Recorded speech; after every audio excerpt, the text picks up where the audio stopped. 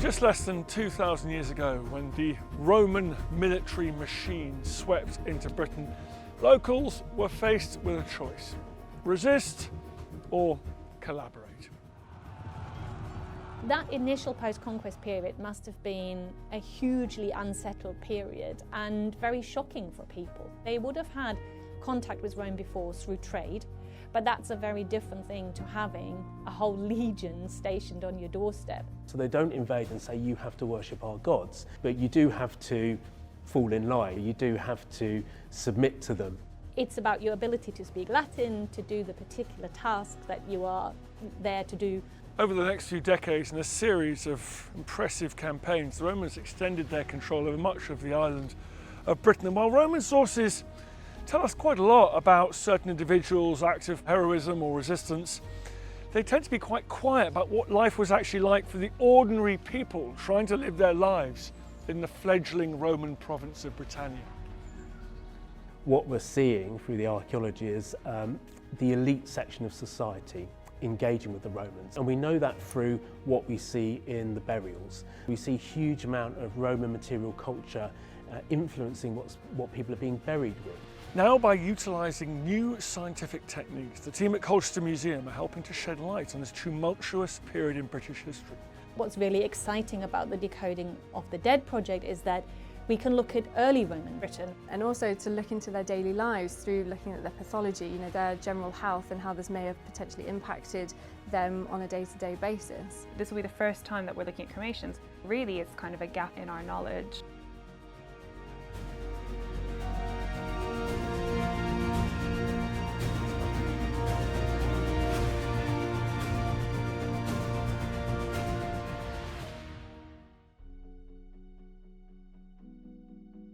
Colchester at this time, which is called Camlodunnon by the Iron Age British, it is a complex place, and the British tribes, they're a complex society, and it is mainly through archaeology that we can understand this.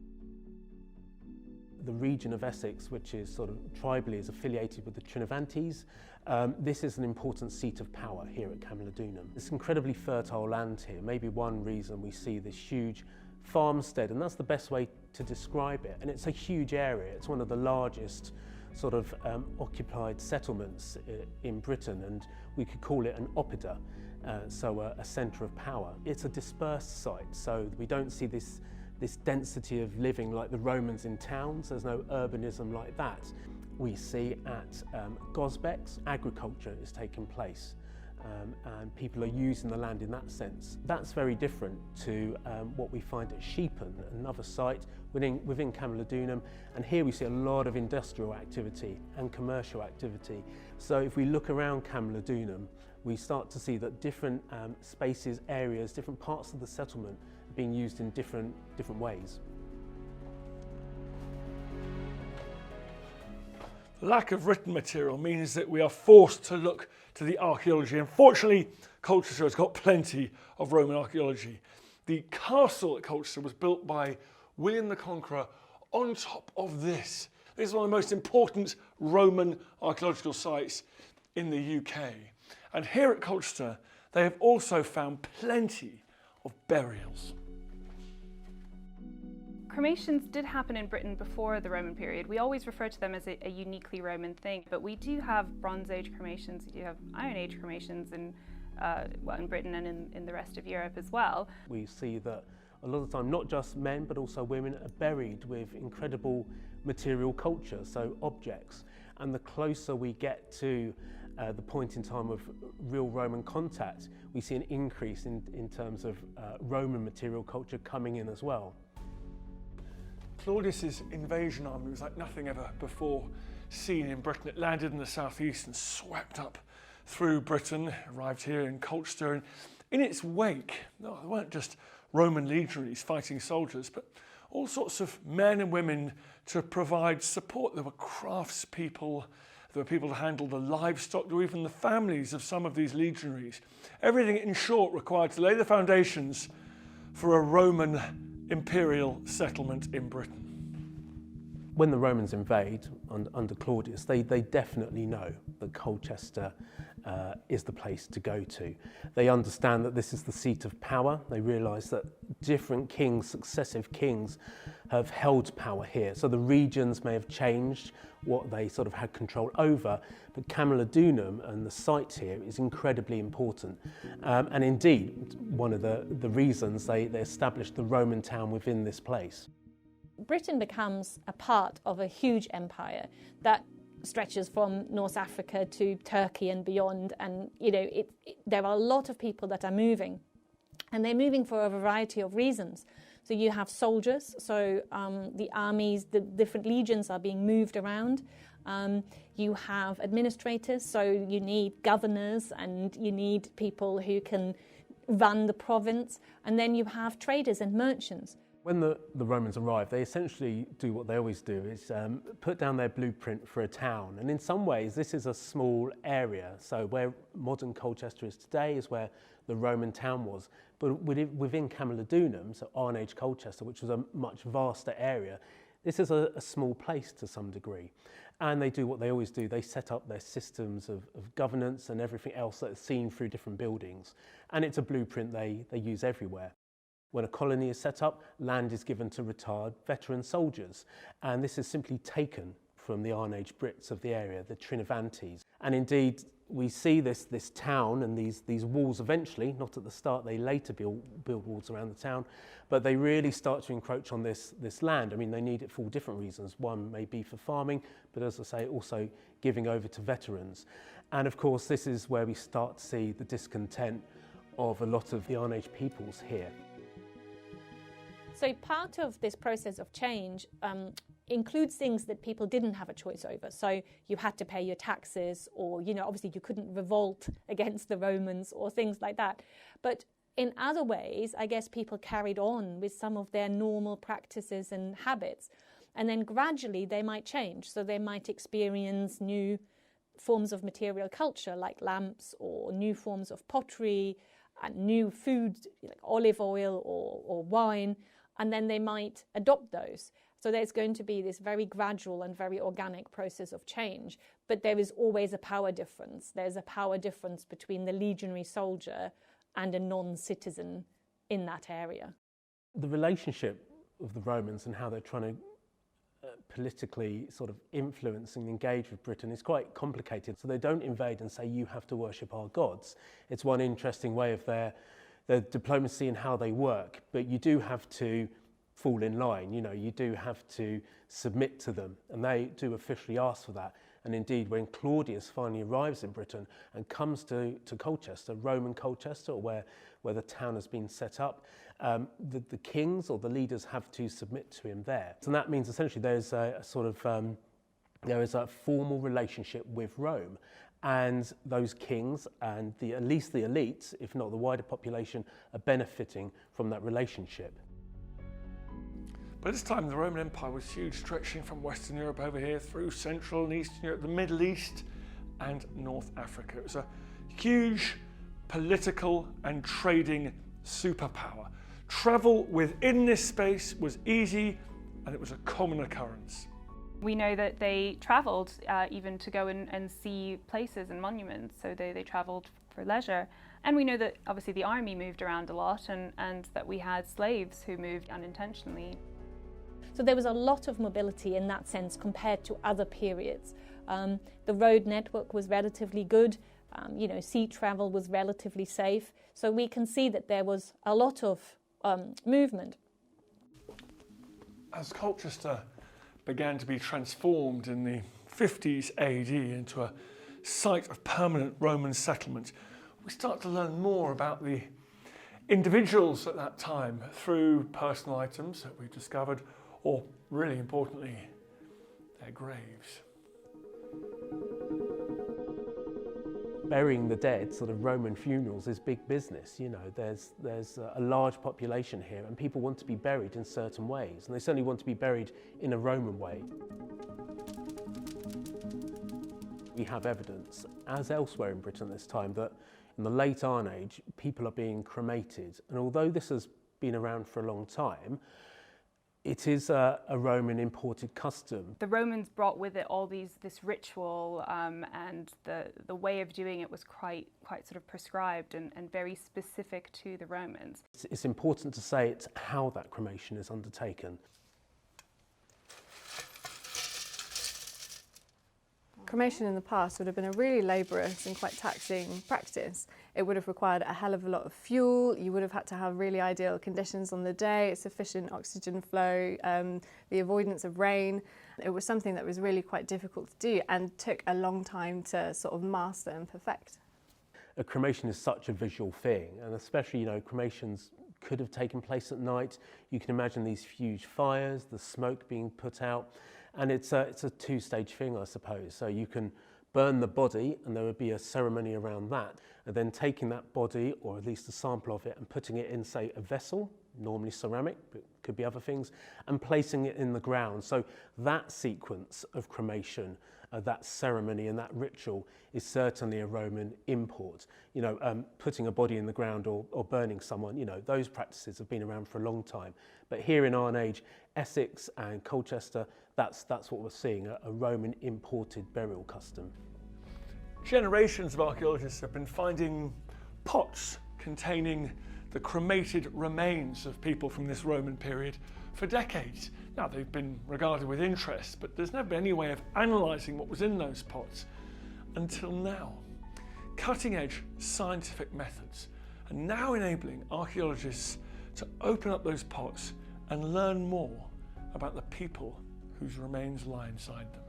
The project's called Decoding the Dead. Cremation rites were the predominant burial rite for large parts of British prehistory, but we don't actually know that much information about it because they weren't considered to be a strong source of archaeological information. So quite often they've been overlooked and they haven't been utilised. But actually what they can tell us is a lot of information about a burial rite that was really important that we've never been able to establish before. And what makes them so special is that you can use them to reconstruct an entire funerary sequence. So you can use them to establish the building of the pyre, the deposition within the grave, and reconstructed aspects of ancient life and these ancient societies that we weren't previously aware of. The museum has an amazing collection of cremation vessels, some still with the cremated remains, and in well over 100 years these have just not been analysed, they just haven't been looked at.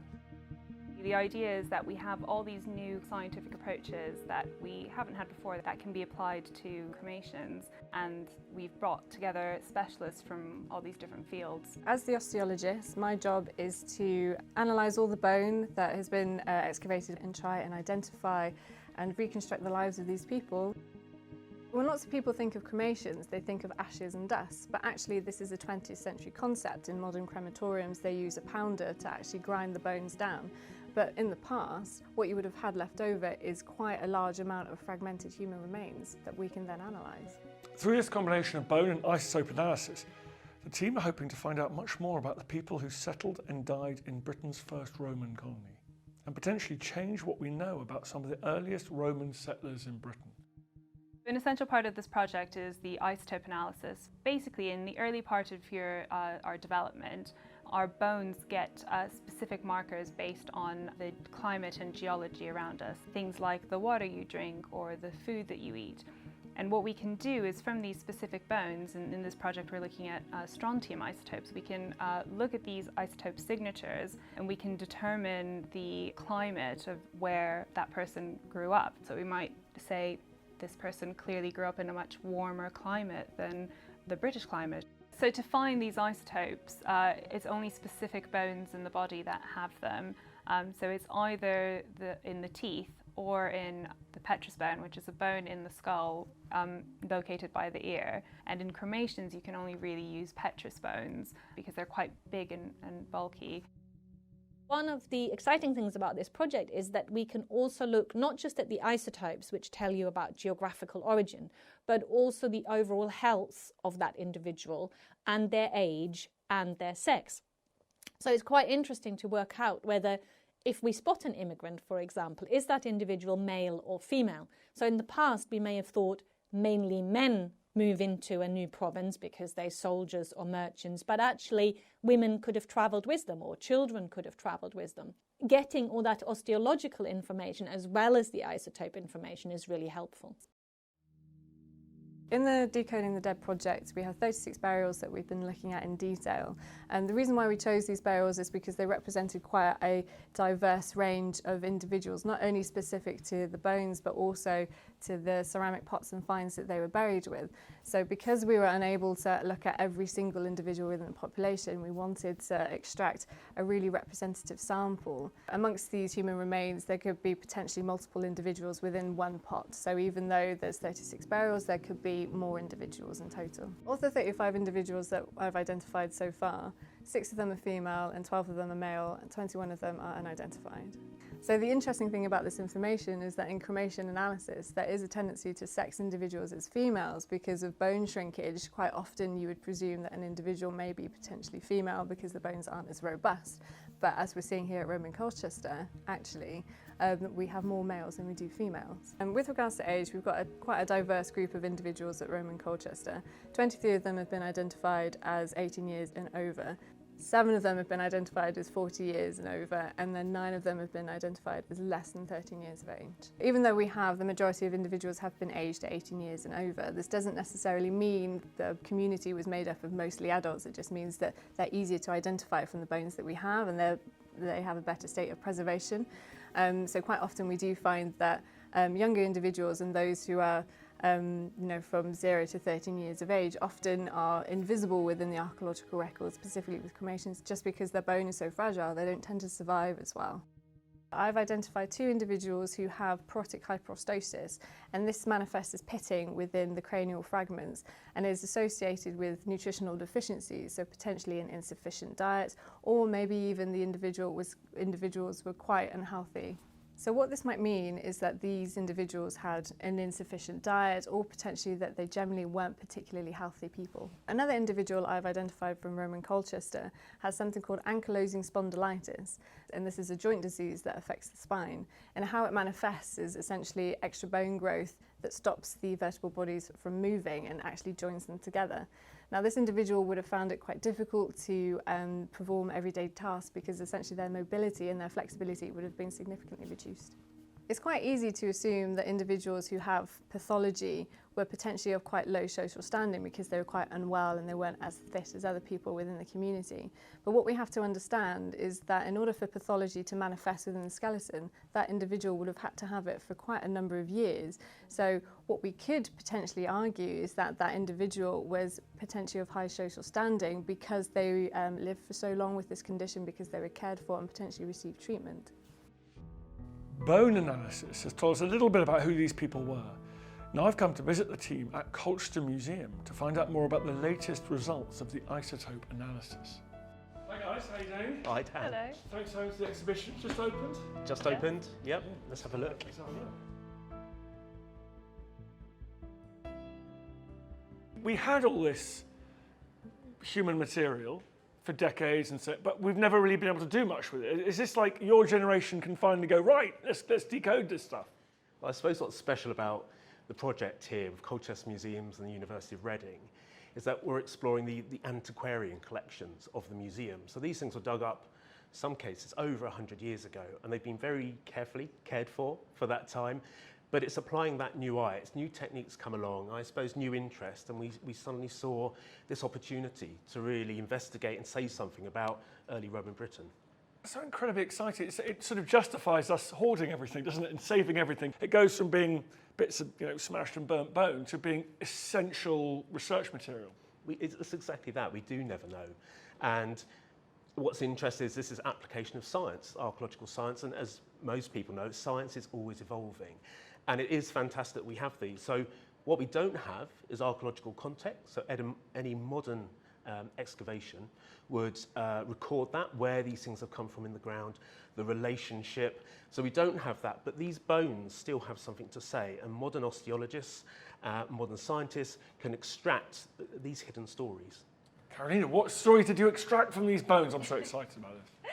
So it's all kinds of different information. So the osteology, like Glyn is referring to, is basically, when you look at a Roman cremation, as you can see, it doesn't look anything like what you expect a cremation to look like. It's not ash, it's actually bone fragments. And that's good news for you. That is great news for us, because what it allows us to do is osteologists can identify, well, they can look at identifiable bits of bone fragments, and they can actually work out occasionally what the biological sex of the individual is, what their age is, sometimes even different kinds of pathologies, so diseases that they might have lived with. And then if a particular bone survives, the petrous bone, we can actually now do isotope analysis, which basically lets us know where that individual spent the early part of their years, and gives us an idea of migration and movement in the Roman world. That's so cool. Where is the petrous? So it's, Where's my petrous? Here. well, it's right by your ear, so it's on the skull, and you've got two. So if we're lucky enough that even one of them survives in the cremation, and it's actually quite exciting because it's the first time we've ever done this with Roman cremation. So isotope analysis to inhumations has been done before, and certainly to Roman inhumations, which, as I mentioned, are later in date generally, to look at migration patterns, and really interesting results have come from that. The issue with cremations is that the firing of the bone actually impacts those isotopes. So the ones that we would normally use to determine migration, oxygen and lead isotopes, we can't use in cremations, but we can use strontium isotopes. And that has been done to cremations before, but sort of prehistoric cremations in Britain, where the movement is localized to Britain, but it's never been done to Roman cremations, where we're really looking at movement on a scale completely not seen before that. Right, this is so exciting, because Britain for the first time is part of a transnational empire stretching all the way from the Middle East, Syria, and even beyond, right up to Carlisle. Yeah, absolutely. And we do get evidence for that. So of all the cremations that we examined, about 25% of them seem to not have come from Colchester. Right. Okay, so this is the big news, the big headline grabbing news. Mm. What did you find? Well, it's interesting. Carolina says that 25% of these individuals that we studied in our sample were not from Colchester, Essex, or Britain. In some ways, is that the big headline? Well, it's great, it's really interesting, but that's what we should have expected. We know Colchester is this centre in the really early Roman period in Roman Britain. We know there's this movement. We know the military, for instance, move huge numbers of people. So in a way, it's good that our evidence wasn't contrary to that. We have a face pot here, which is very, very interesting. So these are quite unusual cremation vessels. This chap is quite early in date, so he's sort of later 1st century AD, and just to, you'll know about this, but of course Boudicca came to Colchester, the rebellion burnt the town, so it's just a little bit later than that, or around the same period. So this is a cremation vessel, but they turn up a lot in Germany, and they are associated with the military. So, just looking at this object, we would suggest, maybe there's a chap inside here, and maybe they were a soldier. And what's particularly interesting about studying this cremation is that they were identified as a male, and they actually originated from Italy. So studying their isotopes, so the petrous bone, the isotope analysis, we know that they're from maybe the region of Italy. So that's really, really interesting, and it supports that narrative. It's also interesting looking at that 25% and, of course, the 75% that are local to Colchester, because they really range. So Glyn was talking about these face pots, and he's absolutely right. But we looked at petrous bones of other individuals in face pots, and they were actually local. So it just shows this blending of people who are coming from abroad and settling in Colchester, and the locals doing a lot of the similar things. And of the examples that we have here, actually 2 of them are not local, which would be the face pot and this local greyware vessel. So actually this person, or one of the individuals here, there's actually 3 individuals here, was not from Colchester, but they are being buried in a kind of very local pot. And then these 2 at the bottom, in this glass vessel and this lead vessel, those are 2 of the most expensive kinds of cremation vessel or urn that you could have, and they're actually local. So it's these local people adopting this very highly Romanized burial tradition very early on, as Glyn says, but it's also to great expense.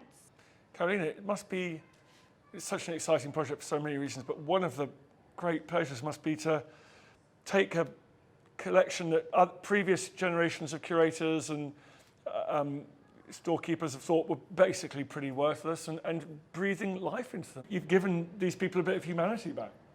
Yeah, it was one of the most important parts of the project, and I think it's very easy when you go to a museum and you see an inhumation or a skeleton, you can immediately associate with them as a human and an individual and a person. But you know, it's a lot more of a struggle when you've got a cremation and you can't see a face.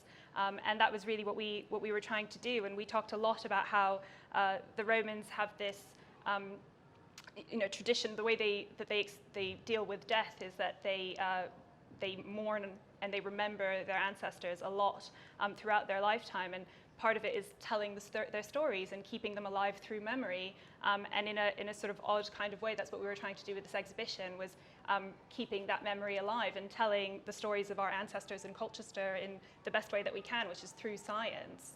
What's so exciting is these bones aren't going anywhere. So what are you going to be able to come back? Your descendants will come back and look at these bones, and what might we one day be able to tell from them?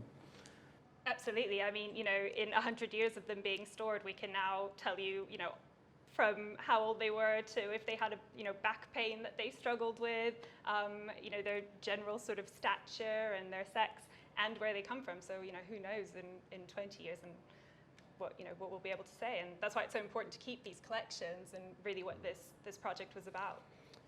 And the project really has looked at a fairly small sample, although we were very careful to make sure it was broad in what it picked up. So you'll see here we've got all different types of vessels to try and see if there was correlation between expense in a funerary urn and how that cremation was undertaken and who they were.